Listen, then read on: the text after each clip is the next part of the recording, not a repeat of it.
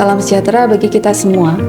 Sebelumnya, video ini merupakan produk dari Matching Fund Kedai Reka yang bekerja sama dengan beberapa mitra, yakni Mitra Dudi atau Dunia Usaha Dunia Industri, Pemerintah Desa Sriharjo, PT Indonesia Cahaya Sejahtera, PT Adiguna Sekawan Abadi, dan PT Aksara Dinamika Jogja atau Harian Jogja.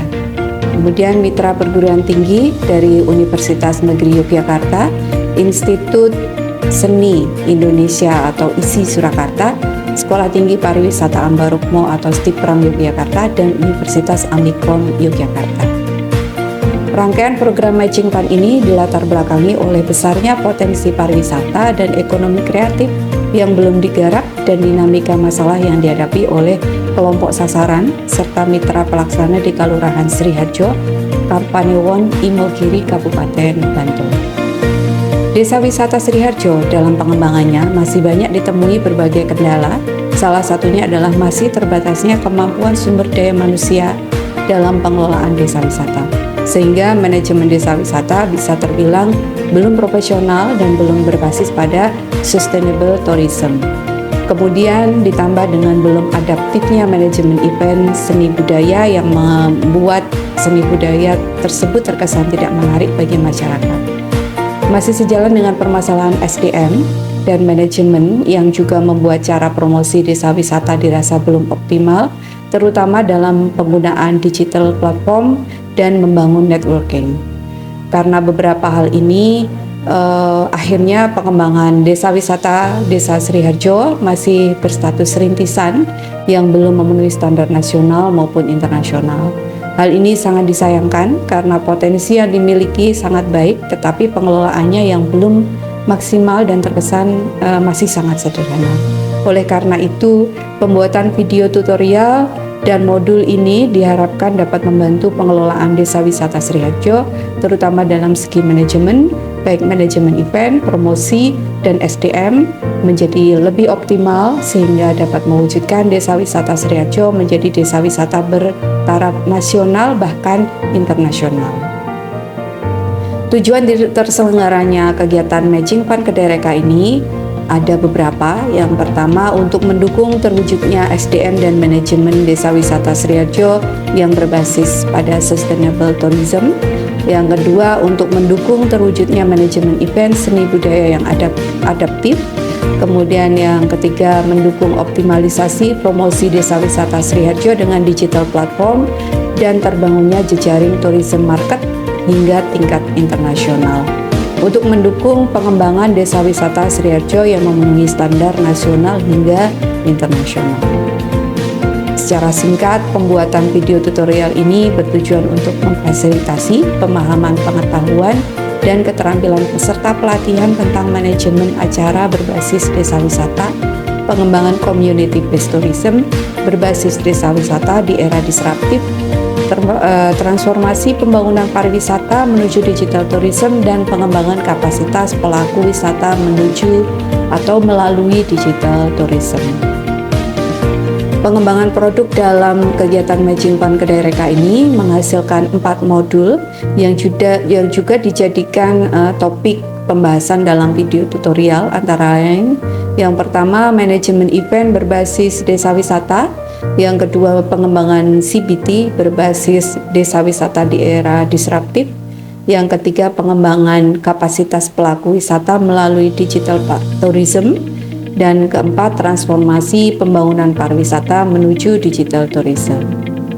Harapan kami semoga dengan adanya video tutorial ini dapat menambah wawasan dan bermanfaat bagi kita semua, serta diharapkan adanya program Matching Fund ini dapat menjadi penghubung antara perguruan tinggi dan Dudi dalam menciptakan solusi-solusi terbaik untuk Indonesia. Terakhir, terima kasih kami ucapkan untuk semua mitra dan pihak-pihak yang terlibat dalam program Matching Fund Kedai Reka ini. Selamat belajar dan semangat berkolaborasi untuk mewujudkan inovasi bagi negeri.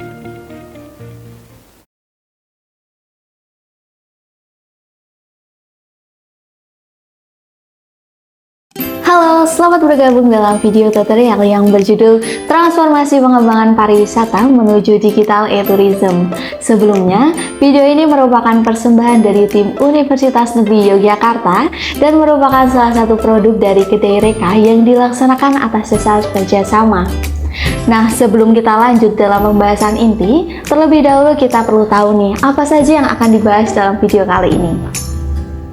Pembahasan pertama mengenai apa saja sih konsep dasar dari pariwisata itu, mulai dari definisinya hingga karakteristik pariwisata. Dilanjut bab selanjutnya yaitu mengenai bagaimana kebijakan dan investasi pariwisata di Indonesia, mulai dari organisasi pariwisata hingga kebijakan-kebijakan nasional mengenai sektor pariwisata itu sendiri. Pastinya menarik ya. Dan bab selanjutnya mengenai bagaimana sih transformasi pengembangan digital e-tourism yang akhirnya bisa kita rasakan saat ini, mulai dari definisi digital e-tourism hingga faktor-faktor apa saja yang mempengaruhi digital e-tourism. Dan bab yang terakhir yaitu mengenai analisis strategi pengembangan digital e-tourism, mulai dari bagaimana daya tarik dan bentuk kawasan digital e-tourism hingga dampak apa saja yang timbul dalam pengembangan pariwisata hingga digital e-tourism.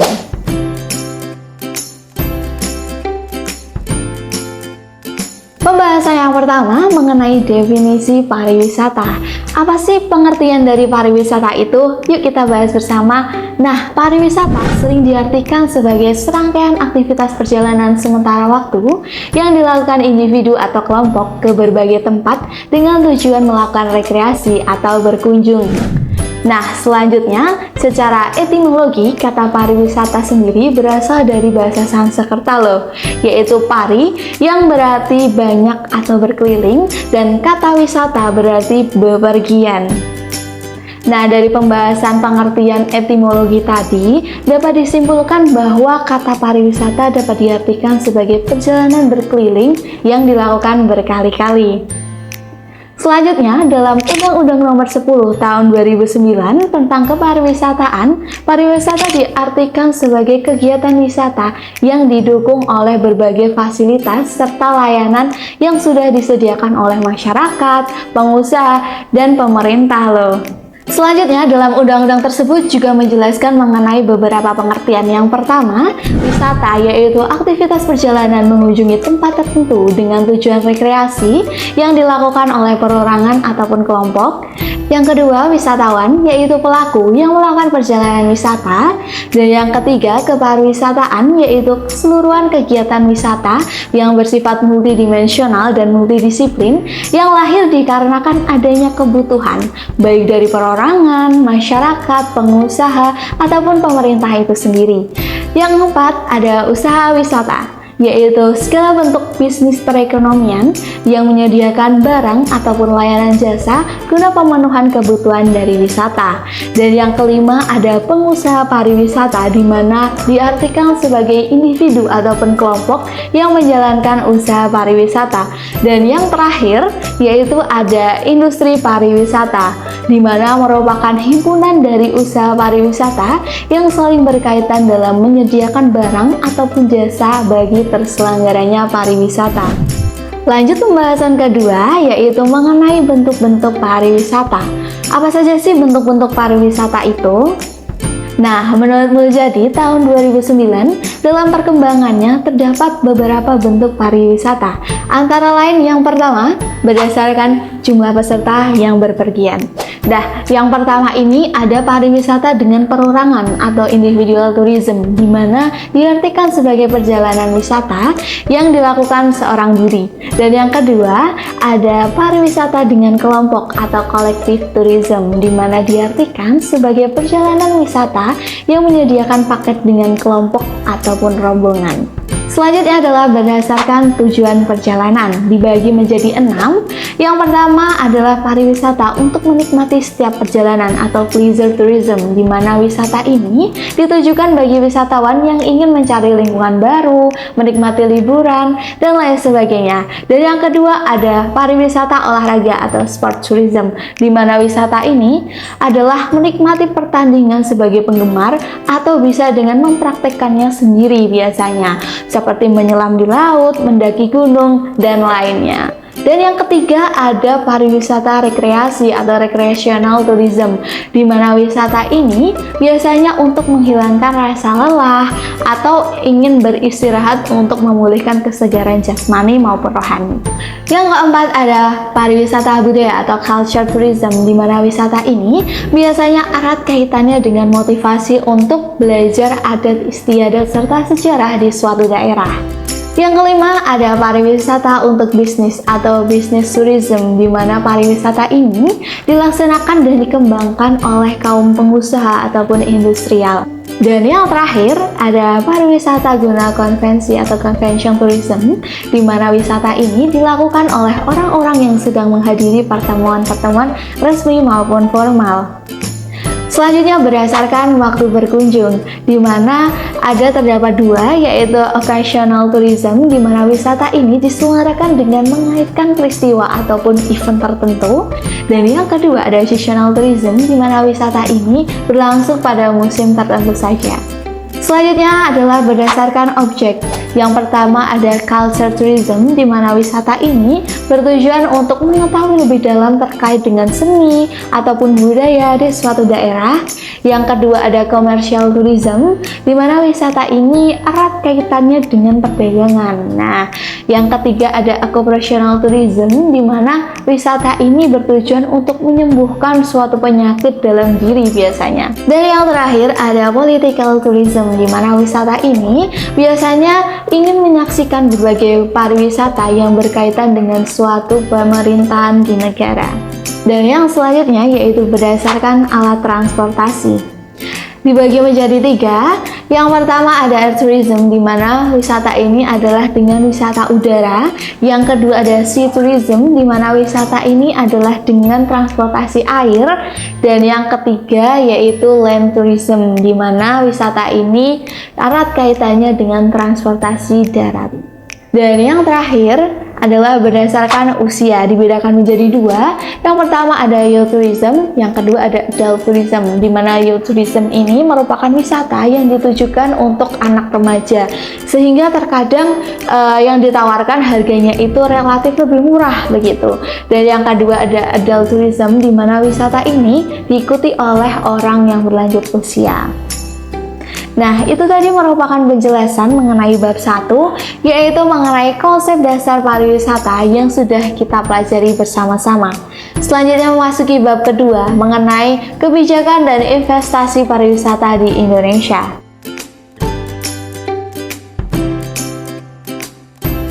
Selanjutnya memasuki bab kedua mengenai kebijakan dan investasi pariwisata di Indonesia. Nah, organisasi pariwisata menjadi tempat lembaga yang fungsinya sebagai pelancar kegiatan pariwisata dan kerjasama baik dari lembaga maupun negara. Nah, organisasi ini juga menjadi wadah untuk menyebarkan informasi, kerjasama, dan kegiatan lainnya yang berkaitan dengan kemajuan pariwisata. Apa saja sih contoh-contoh dari organisasi kepariwisataan itu? Yang pertama ada United National World Tourism Organization, di mana organisasi ini berada di bawah Perserikatan Bangsa-Bangsa atau PBB, yang bertujuan untuk menangani isu-isu dan mempromosikan terkait pariwisata dunia. Dan yang kedua, ada International Civil Aviation Organization, di mana dalam pelaksanaannya, organisasi ini mengatur jalannya regulasi yang berkaitan dengan penerbangan internasional dan berfokus pada urusan penerbangan.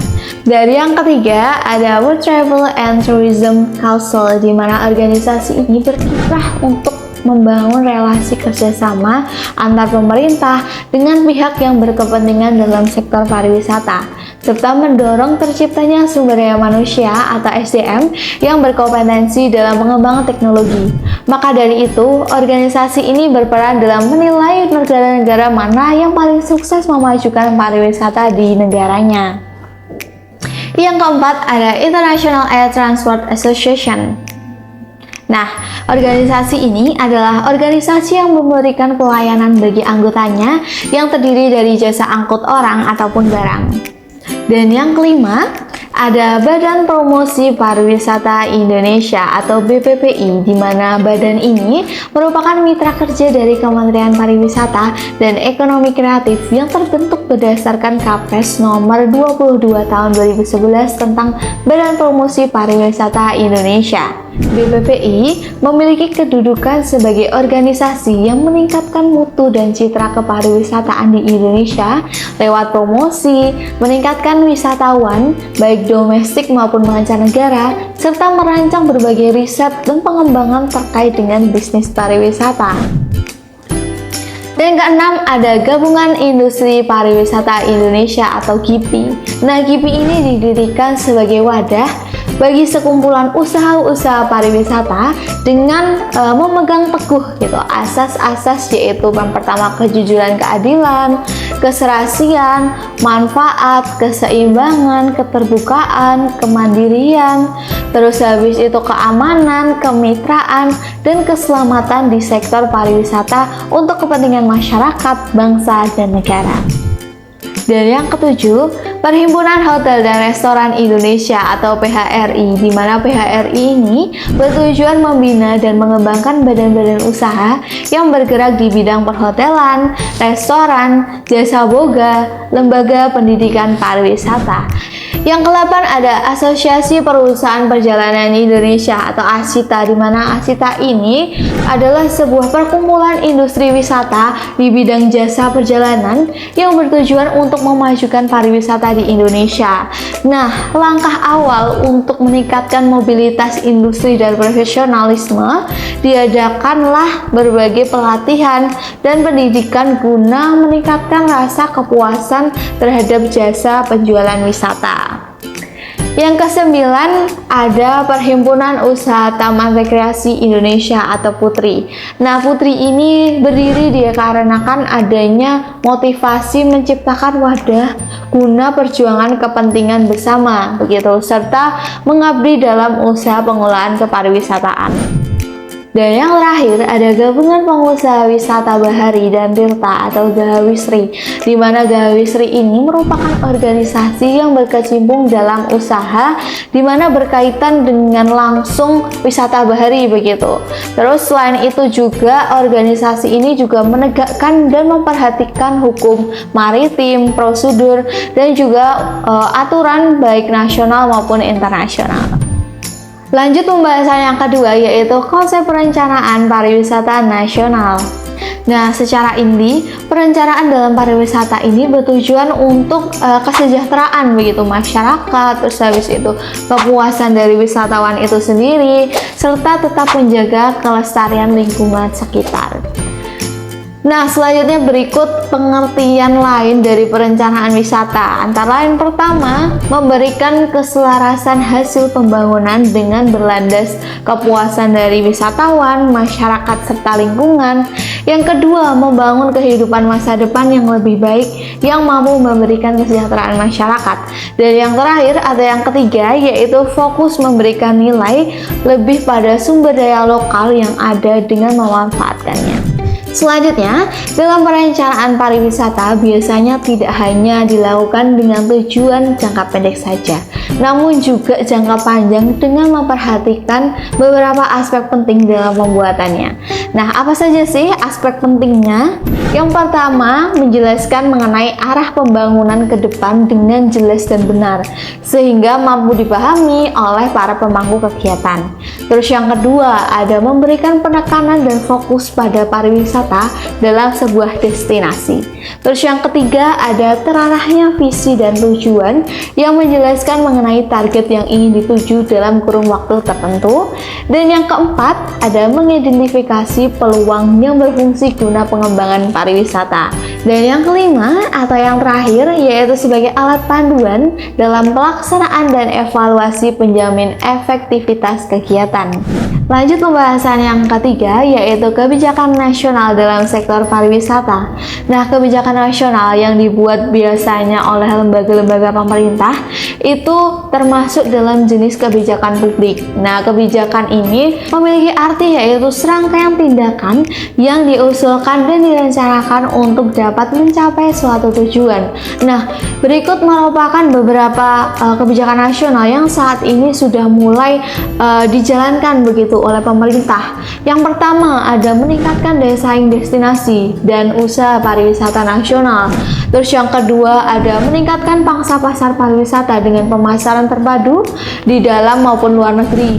Terus habis itu ketiga meningkatkan kualitas, terus layanan dan informasi pariwisata.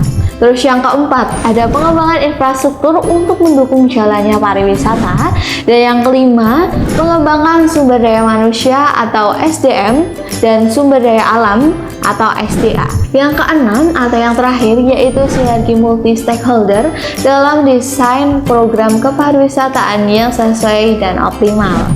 Nah, itu tadi merupakan penjelasan mengenai bab 2 dari konsep kebijakan dan investasi pariwisata di Indonesia yang sudah kita pelajari bersama-sama.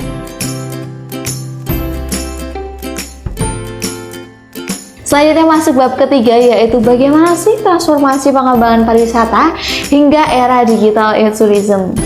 Pembahasan yang pertama yaitu mengenai definisi digital e-tourism. Nah, digital tourism atau e-tourism adalah sebuah penyatuan antara perkembangan teknologi informasi dan komunikasi atau yang biasa disebut TIK dengan industri pariwisata. Konsep digital tourism diartikan sebagai wadah dalam memanfaatkan teknologi informasi dan komunikasi untuk meningkatkan daya dalam bidang kepariwisataan, memberikan layanan dan fasilitas pariwisata kepada masyarakat maupun wisatawan, serta menjadi penyelenggara industri pariwisata dengan cara yang lebih mudah dan aman dalam bentuk telematika dan virtual. Dalam beberapa tahun terakhir ini, perkembangan bidang teknologi informasi dan komunikasi semakin mudah dijumpai di sektor industri pariwisata. Hal ini disebabkan pariwisata merupakan sektor industri yang erat dengan penyediaan informasi yang beragam, dan hal ini dapat dilakukan melalui pengembangan teknologi komunikasi, multimedia, dan sistem informasi. Dalam penerapannya, teknologi digital pada pariwisata dilakukan untuk sarana memudahkan wisatawan dalam melakukan seamless customer experience, dalam mencari referensi atau look, memesan atau book, dan melakukan pembayaran atau pay pada layanan digital e-tourism yang saat ini sudah banyak diakses. Nah, masuk ke pembahasan yang kedua yaitu bagaimana perilaku dan karakteristik pengembangan digital e-tourism. Dalam pola pengembangannya, digital e-tourism ini memiliki perilaku dan karakteristik yang berbeda dibanding dengan pariwisata konvensional. Nah, menurut Hendrickson tahun 2005 menjelaskan bahwa setidaknya terdapat 4 karakteristik pengembangan e-tourism. Apa saja? Yang pertama, produk pariwisatanya. Terus yang kedua, dampak atau pengaruh yang ditimbulkan oleh industri pariwisata. Terus yang ketiga, pastinya struktur industri pariwisatanya sendiri. Dan yang keempat, yang terakhir terpenting ialah ketersediaan teknologi komunikasi dan informasi atau TIK yang memadai. Pembahasan yang ketiga yaitu faktor apa saja sih yang mempengaruhi digital e-tourism. Nah, di Indonesia saat ini bentuk transaksi yang dilakukan secara online didominasi sebanyak 80% dari jasa pariwisata atau e-tourism. Hal ini wajar terjadi. Kenapa demikian? Lantaran tidak sedikit dari konsumen yang ternyata tertarik gitu untuk menikmati produk dan jasa pariwisata yang letaknya berbeda wilayah dengan penyedia jasa. Digital e-tourism menjadi suatu hal yang sangat berpeluang dan potensial untuk dikembangkan. Terlihat dari tahun ke tahun jumlah pengguna internet di Indonesia ini kan mengalami peningkatan begitu ya, yang signifikan bahkan. Adapun beberapa faktor yang masih menghambat pengguna dalam mengakses situs pariwisata antara lain pertama, kecepatan koneksi yang masih lambat hitungannya di Indonesia. Terus habis itu kedua, permasalahan keamanan. Ketiga, kekurangan informasi. Dan yang keempat, sulitnya penggunaan situs. Dan yang terakhir, kurangnya kepercayaan dari para konsumen. Namun, sementara itu untuk faktor biaya layanan internet dan keahlian konsumen menggunakan internet bukan lagi menjadi faktor penghambat yang serius saat ini. Nah, itu tadi merupakan penjelasan mengenai bab 3, yaitu bagaimana sih transformasi pengembangan pariwisata hingga era digital e-tourism yang sudah kita pelajari bersama-sama.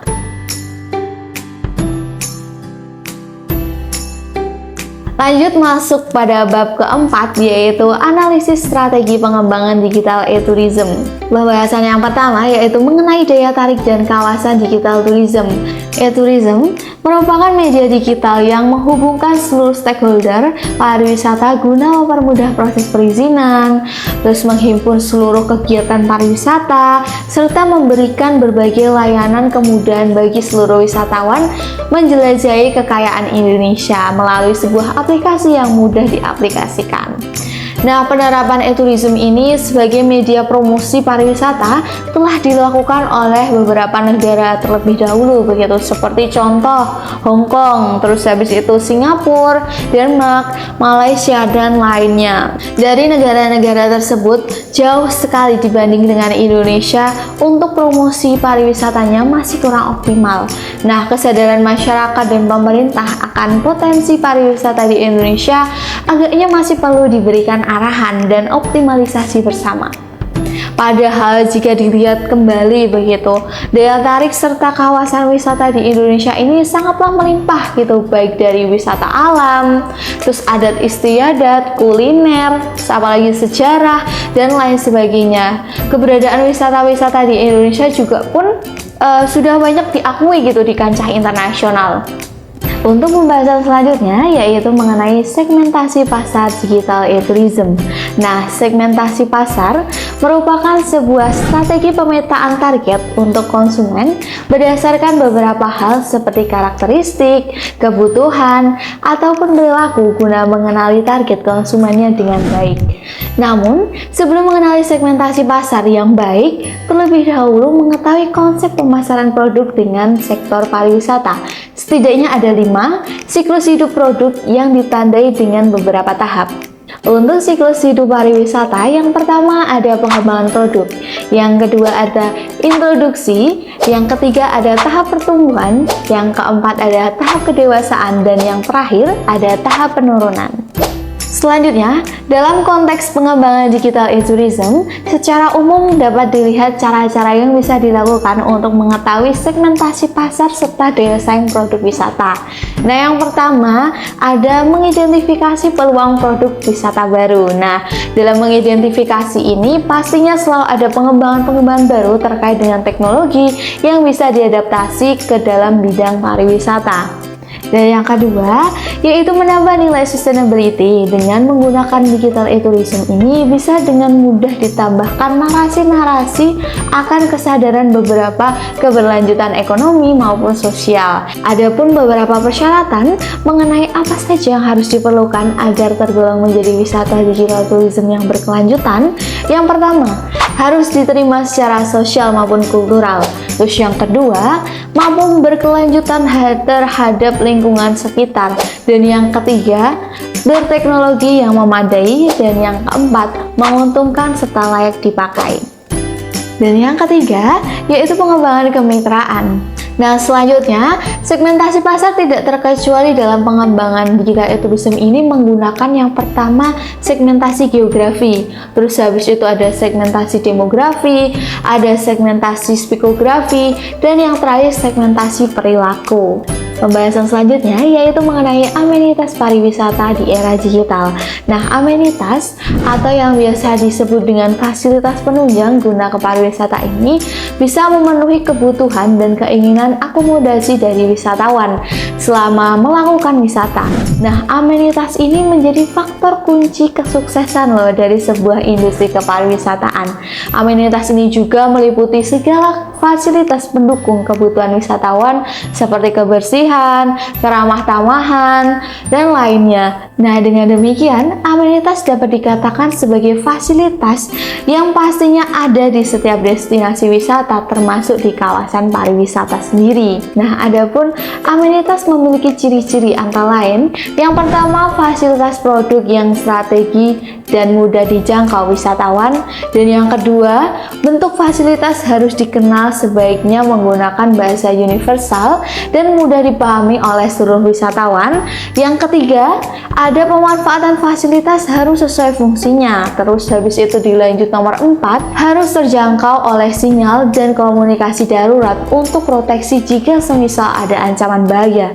Dan yang terakhir, yaitu kualitas fasilitas harus memenuhi standar usaha-usaha pariwisata yang berlaku. Selanjutnya, memasuki pembahasan yang terakhir pada video ini, yaitu mengenai dampak pengembangan wisata hingga digital tourism. Pariwisata merupakan aktivitas yang dilakukan wisatawan yang secara langsung dan melibatkan para masyarakat dalam pelaksanaannya.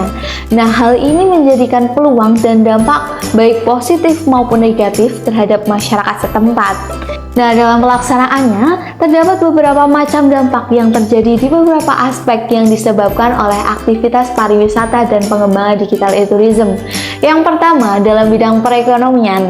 Nah, pariwisata menghidupkan berbagai pemasukan lokal dan mengurangi ketergantungan terhadap impor oleh pemerintah loh. Terus habis itu, tidak hanya itu saja, berikut beberapa keuntungan dari adanya sektor pariwisata. Yang pertama, kontribusi pariwisata dalam devisa negara. Terus habis itu dilanjut dengan yang kedua, menghasilkan pendapatan bagi masyarakat. Selanjutnya ketiga, menghasilkan lapangan pekerjaan. Dan yang terakhir, ditambah dengan pengembangan e-tourism menjadikan wisata semakin mudah untuk berwisata. Adanya perkembangan pariwisata digital ini mampu menjadi wadah mengasah kreativitas khususnya bagi penerus bangsa dalam hal berwirausaha di sektor pariwisata. Baik, itu tadi merupakan penjelasan video tutorial. Nah, cukup sekian dan terima kasih.